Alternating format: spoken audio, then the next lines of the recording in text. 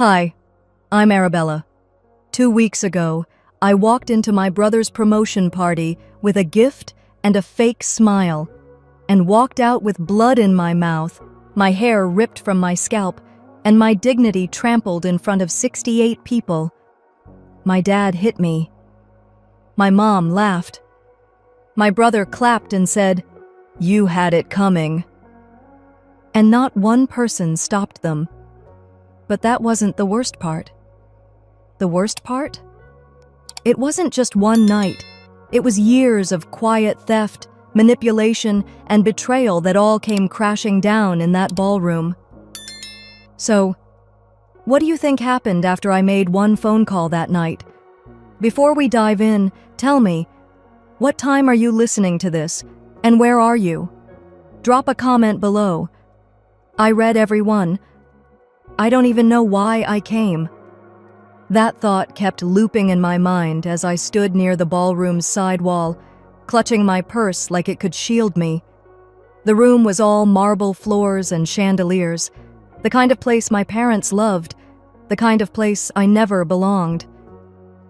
68 people dressed to the nines, all here for my brother's big night. My older brother, the decorated hero, the golden child, and me, I was just Arabella, the daughter they rarely mentioned, the sister they pretended didn't exist until it was convenient to make me the punchline. I told myself I came because it was the right thing to do, because you show up for family even when they don't show up for you. That's what I told myself as I hovered by the back, watching my mother flit from guest to guest like she owned the place, her pearls catching the light as easily as her fake smile did. My father was by the bar, already holding court with a few of my brother's military buddies. And there he was, my brother, basking in it all, letting everyone fawn over him like he hadn't been cutting me down since I was old enough to speak. "Arabella," a woman I barely knew said as she walked past, her tone polite but strained. "It's nice that you came. Nice that I came." Like this was charity work on my part. I forced a smile and nodded.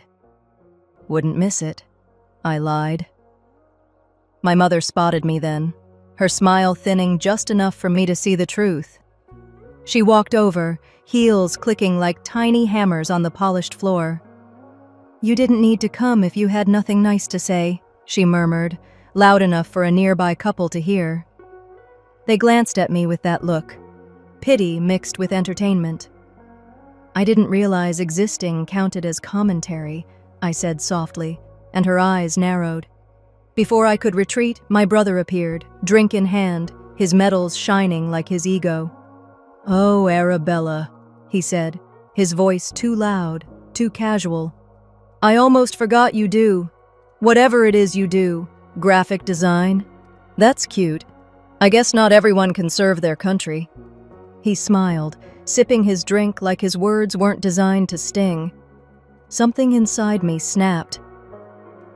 "At least what I do doesn't come with a built-in fan club," I said, just as lightly, even though my hands were trembling. The smirk on his face faded for a second, but before I could savor it, a shadow loomed over us. My father. His jaw was tight, his eyes already bloodshot. "What did you just say?" His voice was low, dangerous, the kind that makes your stomach drop. I opened my mouth to answer, but I didn't get the chance. He moved faster than I thought a man his age could. The crack of his fist connecting with my face was louder than the string quartet. The music stopped. Conversations stopped. My world stopped. Pain exploded through my jaw, and for a moment I couldn't even process what had happened. Then his hand was in my hair, yanking me backward. I gasped, my scalp screaming as he dragged me toward the exit like I was trash to be taken out. I heard the collective inhale of the crowd, the hush of scandal, but no one moved. Not one of those 68 people stepped in. And then, through the ringing in my ears, I heard it. My mother's laugh. A sharp, delighted sound, like this was the best entertainment she'd had in years. My brother clapped. "You had it coming," he said, and I think that cut deeper than my father's fist. The hallway outside was colder, quieter, but it didn't feel safer. He let go of me just outside the doors, and I stumbled, catching myself against the wall. My lip was split, blood dripping onto my dress. My scalp ached where his fingers had been. I didn't look back. I couldn't. I walked. No, I ran to the parking lot, every step heavier than the last.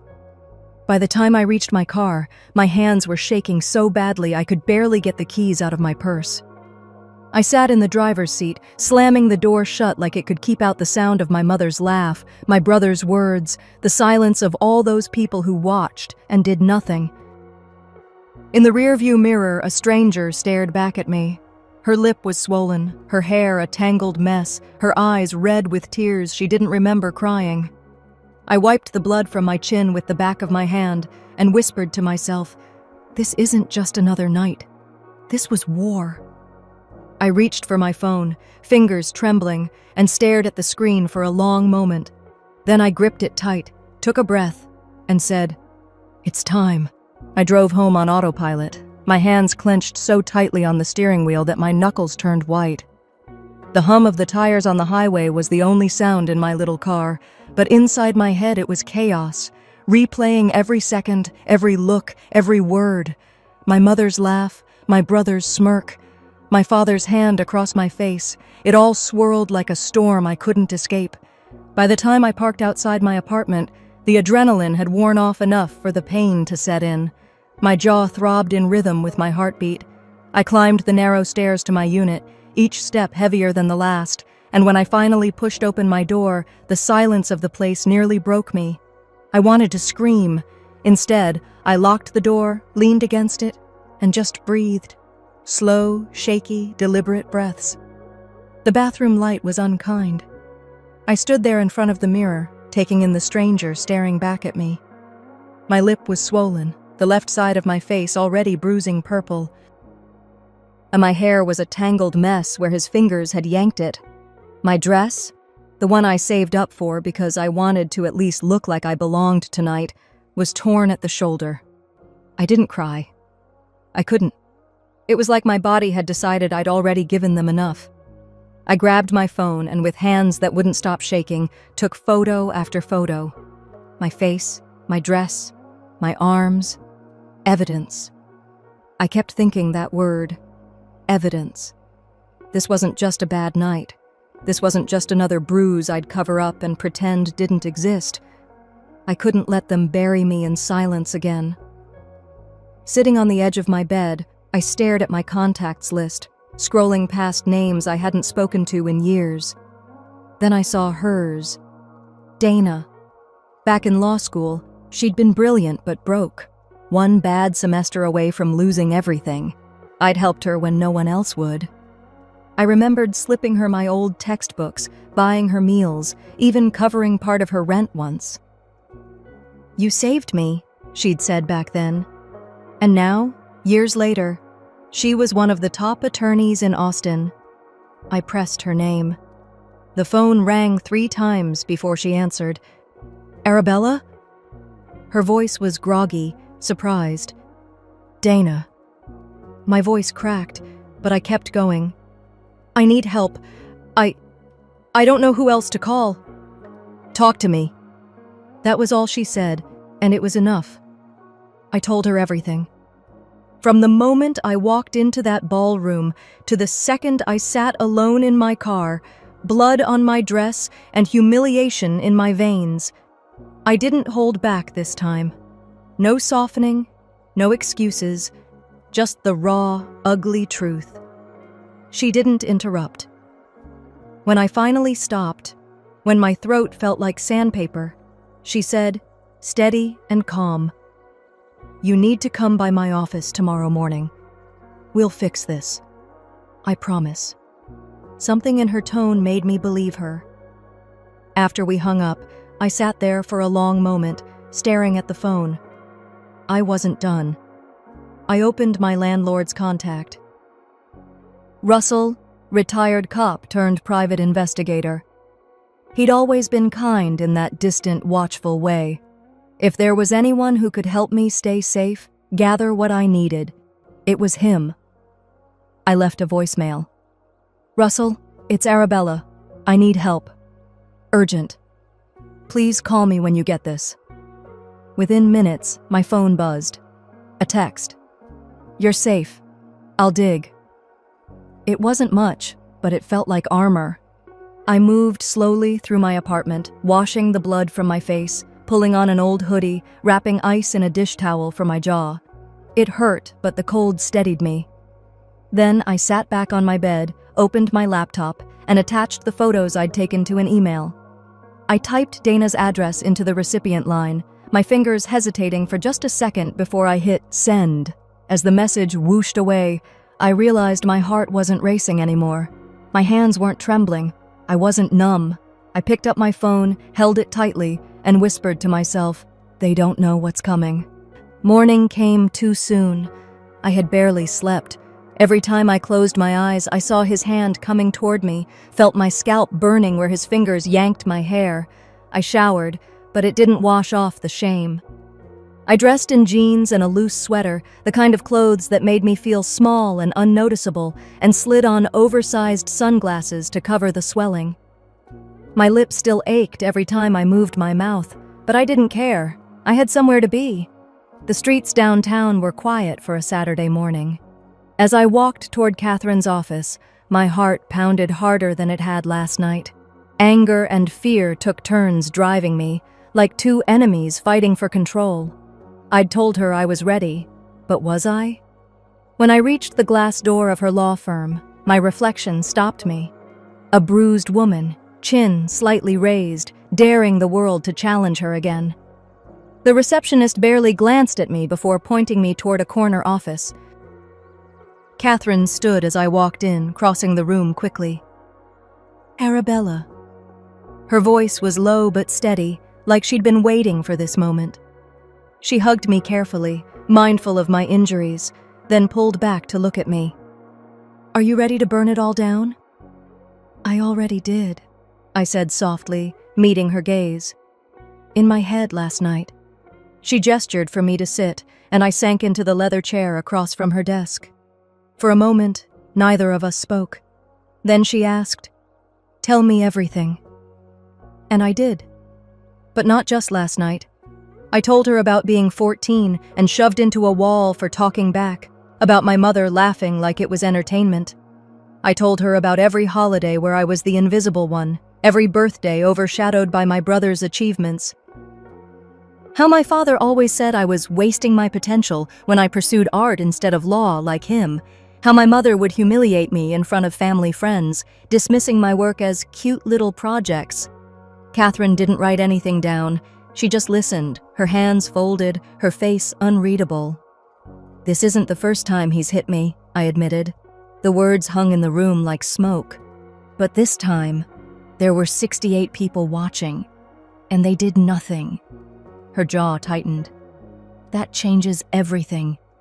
She leaned forward, her voice calm but charged with purpose. "We start with documentation, police reports, medical exams. We make this official. Then we send a civil notice. And if they try to bury this, we leak every shred of evidence. Someone in that ballroom filmed it. You know they did. We'll find it." I blinked at her. "Leak it? To who?" "To anyone who matters to them," she replied without hesitation. "The army. Their colleagues. Their country club friends. People who'll care about their spotless image." The words settled over me like armor. She opened a drawer, pulled out a simple white business card, and slid it across the desk. "This is a trauma specialist. You need to start healing while I start destroying." I stared at the card for a moment, running my thumb along its edge. Healing. The word felt foreign. "Arabella," she said softly, "you've been surviving in silence for too long. It's time to live loud." I nodded. My voice was steady when I answered. "Do it. Walking out of that office, the sun hit me like a challenge. The city was louder now, cars honking, people rushing by, and for the first time in years, I didn't feel like I was just passing through my own life. They wanted me small. They wanted me silent. If they wanted me silent, they should have left me unbroken. 2 days had passed since I walked out of Catherine's office, and the anger hadn't left. It had settled into something colder, sharper. My face still ached, a dull reminder every time I chewed or smiled. Not that I had much reason to. But the bruises weren't the worst part. It was knowing that every person in that ballroom went home, carried on with their night, while I sat in my apartment trying to remember how to breathe. Rick texted me that morning. "Come by, got something you need to see." I took a long sip of coffee, grabbed my keys, and headed down to his unit. Rick had been my landlord for years, a retired cop turned private investigator who didn't talk much, but always seemed to notice everything. When I knocked, he opened the door almost immediately, like he'd been waiting. "Arabella," he said, stepping aside to let me in. He handed me a steaming mug. "You look like you need this." I sat at his small kitchen table, the kind of place where you could tell 100 stories over cheap coffee. He didn't make small talk, just reached under a stack of papers and slid a thick folder across the table. "You need to see this." My stomach tightened. "What is it?" "Your family," he said, his voice low. "And not just what happened the other night. This goes deeper." I pulled the folder closer and opened it. Bank statements, receipts, screenshots of email threads. My eyes darted over the pages, trying to make sense of them. Transfers from an account I recognized, my trust fund, to names I didn't know. Large amounts, gone. "Rick," my voice cracked, though I tried to keep it steady. "This is my money." He nodded. "Your father moved funds out months ago, used it to grease the wheels for your brother's promotion. Look at this." He pointed to a printout of an email. "Make sure Caleb shines." His father was very persuasive. The room blurred for a second as I stared at the words, "My own money." Used to celebrate my brother. The same brother who clapped while I was dragged out of that ballroom bleeding. I closed the folder carefully, like if I didn't, I'd rip the pages in half. "So it wasn't earned," I said finally. Rick leaned back in his chair. "Not even close. This wasn't just abuse, Arabella. This is theft and fraud." I thought back to my father's voice at every dinner growing up. "You should be grateful for what we give you, what he gave me." He'd been taking from me my whole life. Without thinking, I pulled out my phone and snapped a photo of the most damning page, the one with the email and the bank transfer side by side. I sent it to Catherine with a single message, "Change of plans. I want it all on record." Her reply came fast. "Then we play dirty." Rick watched me, arms crossed. "What's your next move?" I stared down at the folder, tracing the edge of the paper with my finger. "My next move," I said slowly, "is making sure they regret every choice that brought us here." Later, I took the folder to a coffee shop near downtown. It felt strange to be somewhere so normal, surrounded by people chatting about work and weekend plans, while I held evidence that could destroy my family's carefully polished image. I spread the pages out on the table, scanning them over and over, committing every detail to memory.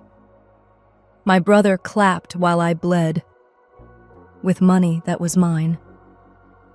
I leaned back, closing my eyes for a moment, breathing through the rage that threatened to choke me. They had turned me into an outsider in my own life, and then used my resources to build his. "They think I'll stay quiet," I whispered under my breath.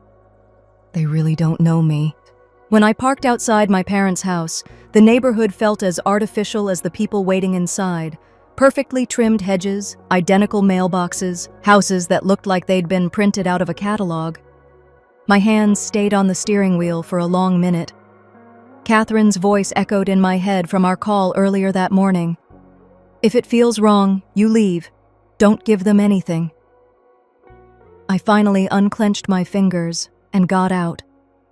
The autumn air felt heavy, almost damp, as I walked up the stone path I'd walked 1,000 times before. Growing up, I used to imagine I'd run away from this house one day. Now, I was walking in by choice, fully aware that they had no idea who they were dealing with anymore. My mother opened the door before I even knocked, dressed in one of her pastel cardigans that always made her look so delicate, so harmless.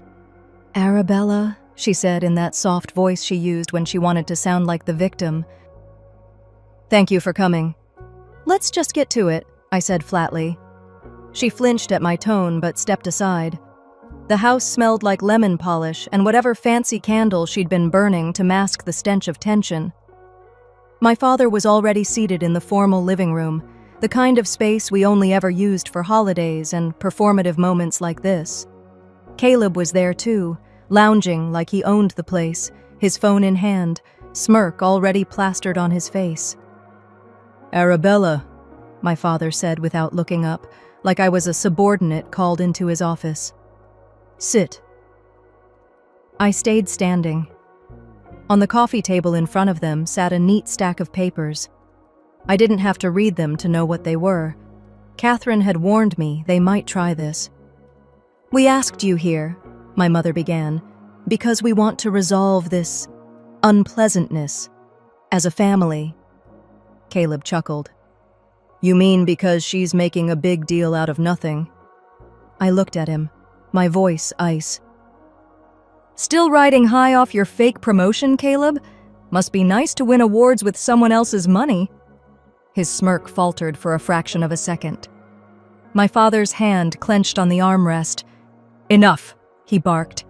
"We're here to put this behind us." He slid the papers toward me. "This is an agreement. You'll sign it, take a generous payout, and in return, this whole situation disappears. No more drama, no more embarrassing the family." I glanced at the top page. Non-disclosure agreement. Waiver of legal claims. A gag order dressed up as a peace offering. Generous payout, I repeated, picking up the document. "Funny how you think my silence has a price." "It's a small bruise, Arabella," Caleb said, still lounging, his voice dripping with condescension. "Why blow up the family over that?" I stared at him. "You watched me get dragged out by my hair while you clapped. You think I care about family?" My mother leaned forward, her voice all syrup and poison. "This will protect everyone's reputation, dear, including yours." That's when I saw it. A small voice recorder tucked near the lamp. Subtle, but not enough. They weren't just trying to buy me off. They wanted to twist my words if I lost my temper. I put the papers back down carefully. "You know what's funny? You think I walked in here today as the same Arabella you used to push around. You think I didn't notice the little recorder over there? You think you can throw me pennies from my own stolen trust fund and make me disappear?" My father slammed his hand on the table so hard the coffee cups rattled. "Don't you dare play the victim." I leaned forward until we were eye level. "I'm not playing anything. I came here to give you a chance. This isn't a negotiation. This is your warning." My mother gasped like I'd cursed in church. Caleb laughed nervously, trying to regain ground. "You're bluffing." I picked up my bag and headed for the door. Keep thinking that. Outside, the night air hit me like a splash of cold water. My hands shook, but it wasn't fear anymore. It was clarity. They thought this was about bruises and signatures. They had no idea what was coming. They wanted me silent, I whispered to myself, pulling out my phone. Instead, I called someone who makes noise for a living. The drive out to the diner felt longer than it was. I rolled the window down just enough to let the night air hit my face, trying to steady my breathing. It wasn't fear this time. It was the clarity that comes when you've hit the point of no return. They thought they could scare me into silence, that a little paper and a payoff would erase everything. They didn't know me at all. The diner was one of those 24-hour places on the edge of town where the coffee is always bitter and the booths have seen better decades. I pulled into the cracked parking lot and spotted Catherine's car. Rick's old truck was parked a few spaces over, the same one he'd driven back when he was still working security for people like my father. Inside, the place was nearly empty. A waitress in a faded uniform nodded as I walked in, but I didn't stop to order. Catherine was in the back booth, her blazer making her look far too polished for this place. Across from her, Rick looked like he belonged here. Broad shoulders, worn leather jacket, and that tired ex-cop posture that said he'd seen too much. "You look like hell," Rick said bluntly as I slid into the booth. "Good to see you too," I replied, my voice flat. Catherine slid a manila folder across the table. "I told you it was bad." I didn't realize how bad until Rick dug this up. I opened the folder and stared at the documents inside. Bank statements, wire transfers, company filings with names I didn't recognize. My trust fund, the one that was supposed to secure my future, had been drained through a series of shell companies. I traced the lines with my finger, my stomach tightening. "They didn't just misuse your money," Catherine said, her voice calm but laced with disgust. "They laundered it through Caleb. Your brother's promotion? That celebration? It was greased with your money." Rick leaned forward, his arms resting on the table. "Caleb bragged about it at work, said he was making big moves with family money. He acted like it was some brilliant investment. I kept my mouth shut back then. Now, I'm done protecting him." I swallowed hard, feeling the heat rise in my chest. "So they stole from me, beat me, and then celebrated it in front of an audience." Rick gave a short nod. "That's about the size of it." Catherine's expression sharpened. "This isn't just a civil matter anymore, Arabella.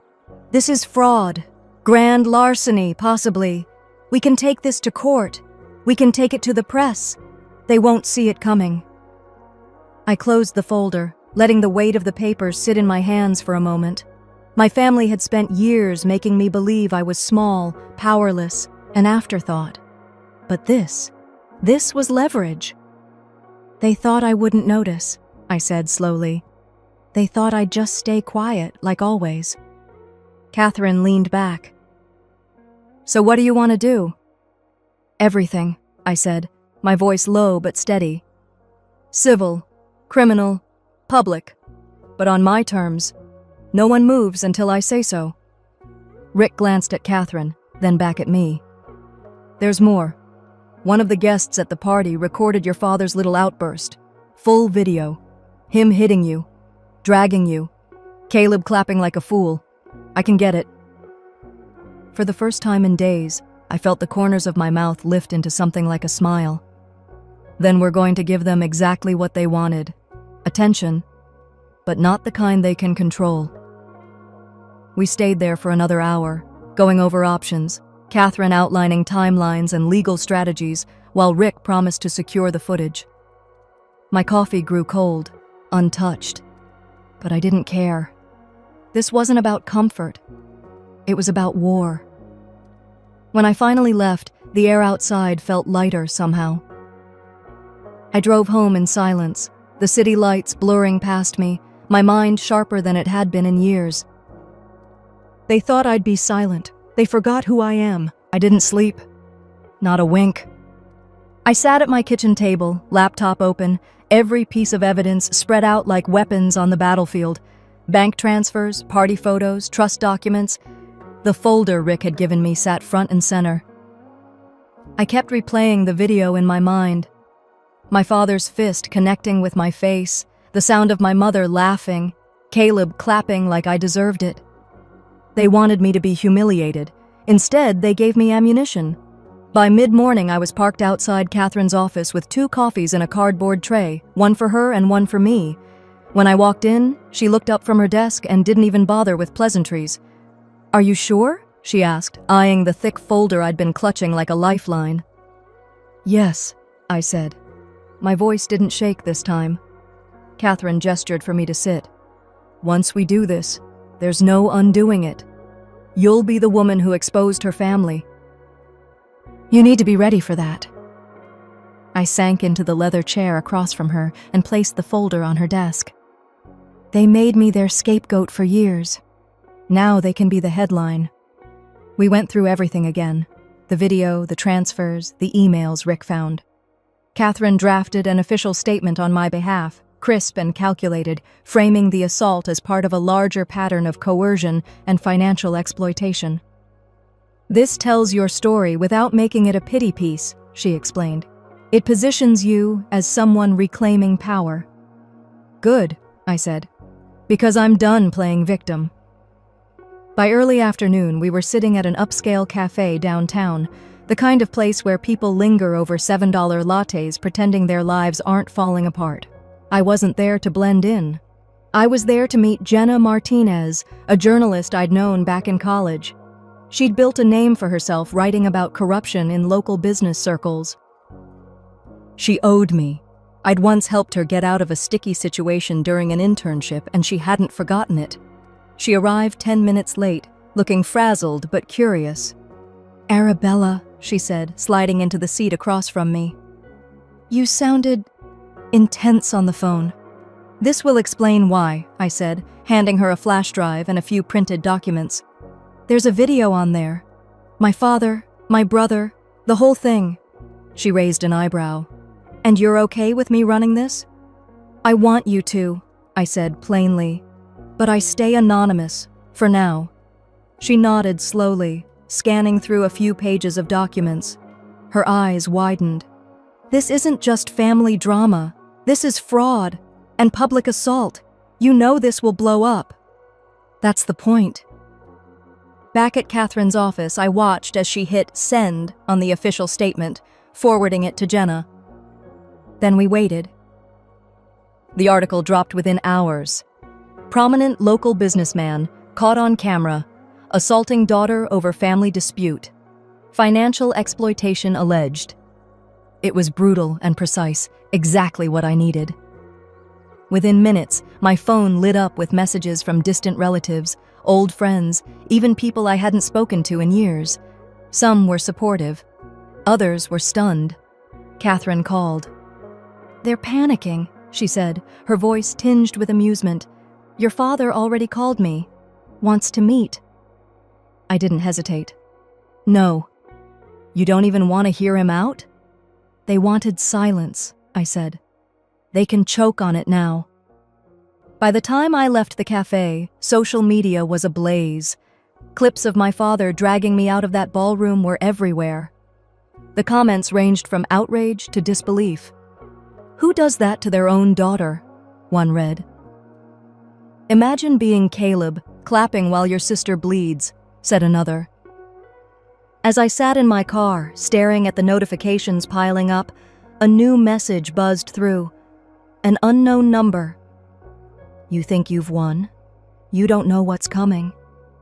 I stared at it for a long time, my pulse steady, my fingers tightening around the phone. Whoever sent that wasn't my father, and I already knew this fight was far from over. That text wasn't from my dad. It was from someone worse. I didn't recognize the number, but the words had the same venom my father used when he wanted me to cower. Only this time, they felt colder. I didn't reply. I didn't need to. The message was clear. They were regrouping, and I was the enemy now. I barely slept. When I did drift off, my dreams were a jumbled mess of Caleb smirking at the promotion party, my father's fist hitting my face, and my mother's voice. Not laughing this time, but whispering in my ear, "You should have stayed quiet." When I woke up, I realized it wasn't a dream. She'd actually said that to me once, years ago, after I told a teacher my dad had shoved me. By morning, my phone was buzzing again. I blinked at the screen, heart pounding. There were dozens of messages, some from people I knew, some from strangers who'd seen the article. "Stay strong, Arabella," one read. Another said, You're brave for speaking up. But then I saw the others. Liar. Gold digger. Daddy's girl gone crazy. They'd released something. I threw off my blanket and grabbed my laptop, logging into every platform I could. And there it was, a heavily edited clip of the party. In this version, my father was calm, composed, even pleading with me. And me? They'd cut together fragments of me yelling after the assault, making it look like I was unstable, like I'd caused it. The comments were already brutal. I felt my stomach drop. They weren't just fighting back, they were rewriting reality. Catherine's name lit up my phone. "I was about to call you," she said when I answered. Her tone was clipped, all business. "They filed a defamation suit and an injunction. They're trying to shut you up." I let out a bitter laugh. "Of course they are." "They hired Marcus Layton," she added, and I froze. Marcus Layton. He was the guy companies brought in when they wanted to bury scandals. "Arabella, this is serious. They're coming hard." "I'm not scared of him," I said, though my voice betrayed me. There was a pause on the other end. "Good, because you can't be." Before I could respond, my phone buzzed with another call. My mother. Against my better judgment, I answered. "Arabella," she said, and just from her tone, I knew this wasn't a call to make peace. "Mom." My voice was flat. "You've gone too far," she hissed. "You've embarrassed us beyond repair. Your father hasn't left his study. Caleb can't even go into work. You should have stayed silent." I gripped the edge of the counter, forcing myself not to scream. "You watched him hit me. You laughed, and you're angry at me for telling the truth?" She exhaled sharply. "You think this is about truth? You don't survive in this family by being righteous. You survive by knowing when to shut up." I felt my throat tighten, but I refused to let her hear me cry. "Then I guess I'm done surviving." I hung up before she could say another word. For a moment, I just stood there, staring at my reflection in the microwave door. My hair was a mess. My face still had faint bruises. But my eyes, they didn't look like the girl who begged for scraps of approval anymore. They looked like someone ready for war. I drove straight to Catherine's office, not bothering with makeup or even brushing my hair. She opened the door before I knocked. "You look like you didn't sleep." "I didn't," I admitted, dropping into the chair across from her. "What's our move?" She slid a folder toward me. "First, we counter their injunction. Second, we widen the scope. If they want a public fight, we bring the fraud into this. The trust fund, the bribes, everything." "And the video?" I asked. "We're working on getting the full, unedited footage out," she said. "Rick's contact is close. Once it's public, their edited version will look like what it is, a pathetic attempt to spin the truth." I nodded, but my mind was elsewhere. My mother's words echoed in my ears. "You won't survive this." Catherine leaned forward. "Arabella, look at me." I did. "You didn't come this far to let them bury you. They're lashing out because they're cornered. And scared. That's all this is."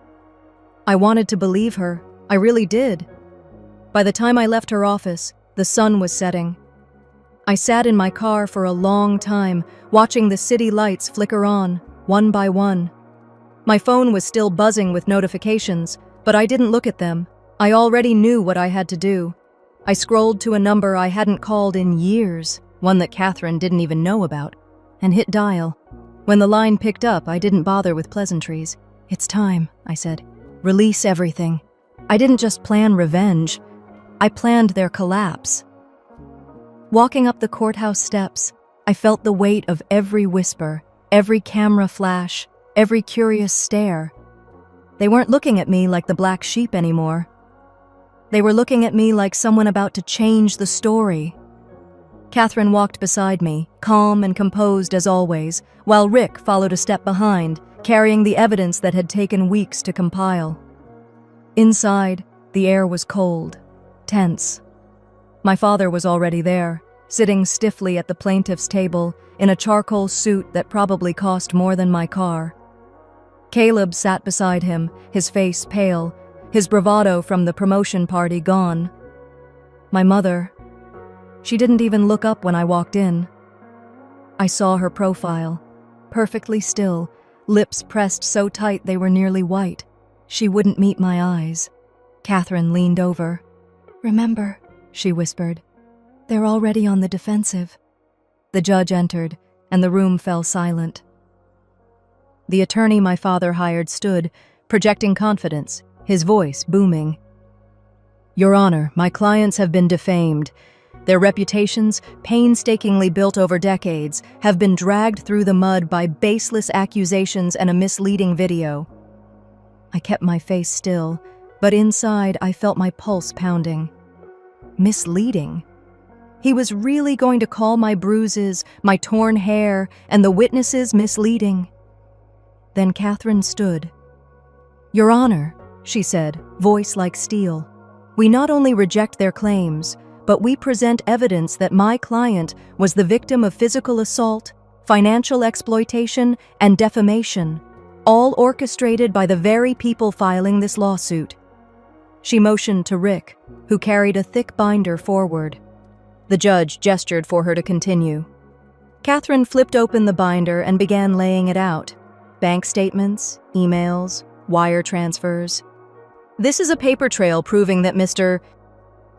Hargrove, using his authority over Arabella Hargrove's trust, siphoned hundreds of thousands of dollars into accounts tied to shell corporations. Those corporations then funded his son Caleb's career advancement.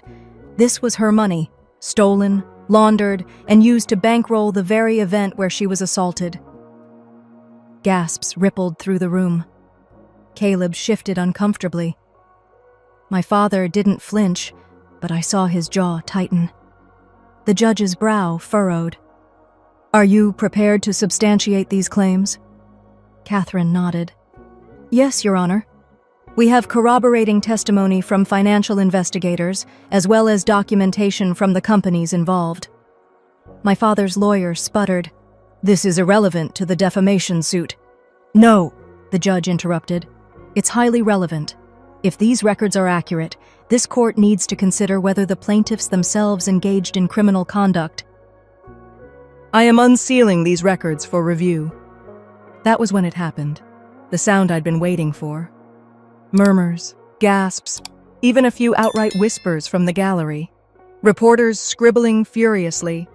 And my father, for the first time in my life, looked like a man losing control. The session recessed for lunch. I stepped outside into the bright sun, cameras already waiting. Catherine had prepared me for this moment. She gave me a small nod. Now. I walked to the microphones. My voice didn't shake. For years, I let them define me as the problem child, the ungrateful one, the failure. But today, I reclaim my name. This is not just about what happened to me at a party. This is about years of abuse, financial theft, and coercion. I won't be silent, and I won't be intimidated. Behind me, Catherine handed the journalist we'd been working with a flash drive, the full, unedited video of the party. Within an hour, it was live. The internet lit up. The clip showed everything. My father's hand across my face, the way he yanked me by the hair, Caleb clapping like a spectator at a game. No clever edits, just the ugly truth. By the end of the day, my father's company had lost 2 major contracts. Caleb issued a statement resigning from his position, citing personal reasons. My mother still wouldn't look at me. Later, in Catherine's office, she asked quietly, "Do you feel satisfied?" I thought about it for a long moment. "It's not satisfaction," I said. "It's freedom." Before leaving, I opened my purse and pulled out the necklace my mother had ripped from my neck at the promotion party. I fastened it back where it belonged. "This time," I whispered, "it stays." As I walked out into the cool evening, I felt lighter than I had in years. Some doors, once slammed, should stay closed.